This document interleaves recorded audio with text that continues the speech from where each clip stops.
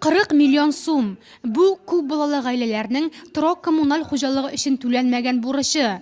Татарстан Республикасы премьер-министры урынбасары Васыл Шәйхразиев киңәшмә барышында социаль яктан куркыныч хәлдәге гаиләләргә аерым игътибар булырга тиеш дип ассызыклады.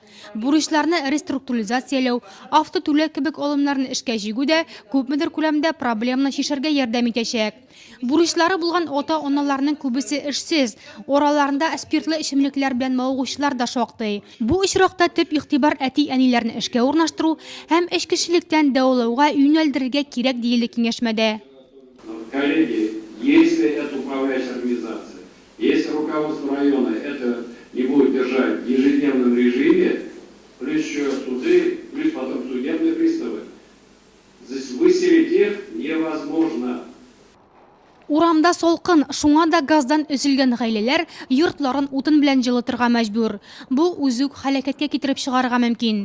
Әгәр күршегездә шундый гаиләләр яши икән, тиешле органнарга мөрәҗәгать итүегез зарур. Бәла казаларны кисәтү өчен хәл көндәлек контрольдә булырга тиеш. Республика җитәкчелеге башлаган сөйләшүне җаваплы служба вәкилләре Нурлат районындагы ситуация хакында фикер алышып дәвам итте.